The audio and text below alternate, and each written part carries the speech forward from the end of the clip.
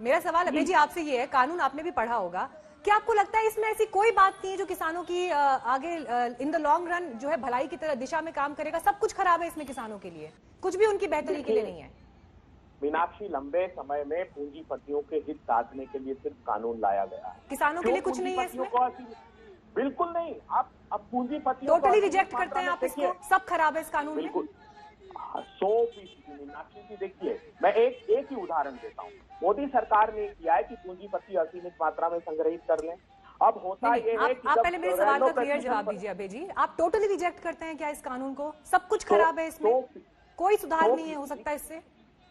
बिल्कुल, किसानों को बुलाइए, किसानों से चर्चा कीजिए, किसानों के अनुरूप। वो मोदी जी कहते हैं कि हमने किसानों के भले के लिए बनाया। एक उदाहरण दे दीजिए जिसमें किसान संगठनों से आपने बात की हो। रात के अंधेरे में जब कोरोना महामारी थी, जब आपने कहा कि आपदा को पूंजीपतियों के लिए अवसर में तब्दील करना है, काली अंधेरी रात। अभय जी वही सवाल जो मैंने अनुराग जी से पूछा था, तो विपक्ष जब सितंबर 2020 को ये कानून पास हुआ, उसके बाद 25 नवंबर 2020 तक विपक्ष कहां था?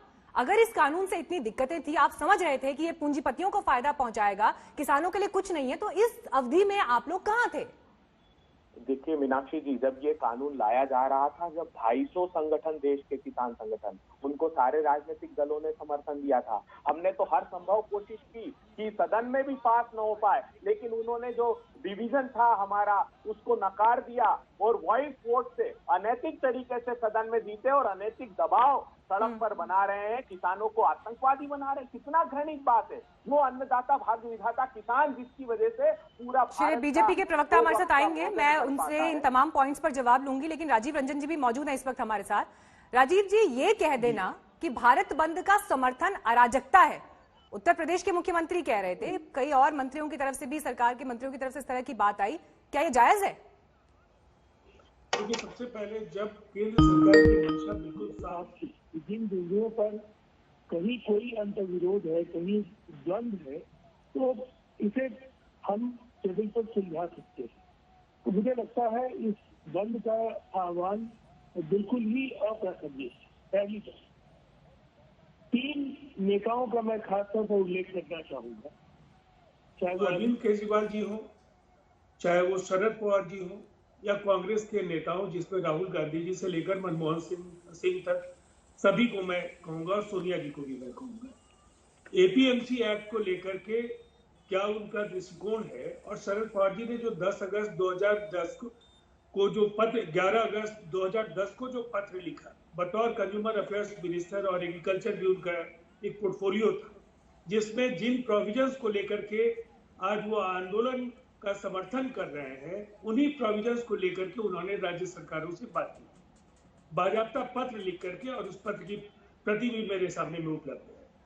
कांग्रेस का जो मैनिफेस्टो है 2019 के लोकसभा चुनाव के पहले, उसमें एपीएमसी एक्ट को रिपील करने की बात उन्होंने कही।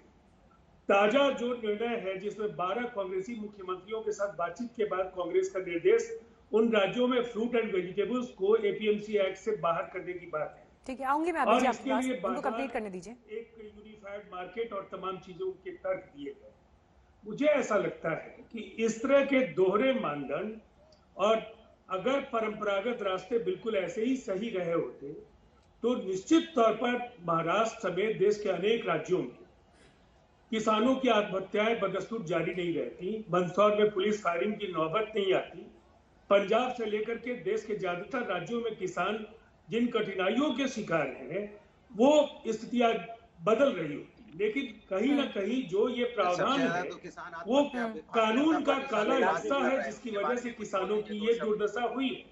और बिहार तो उदाहरण है, जहां 2006 में एपीएमसी एक्ट को खत्म किया गया।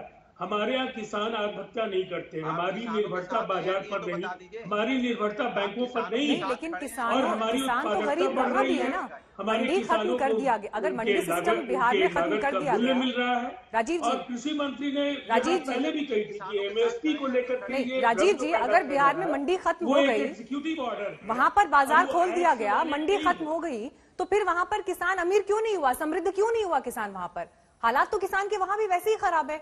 यही वजह है कि किसानों के मन में तमाम आशंकाएं हैं ना। नमस्कार, मैं हूं अंजना ओम कश्यप। हमें उम्मीद है ये वीडियो आपको पसंद आया होगा।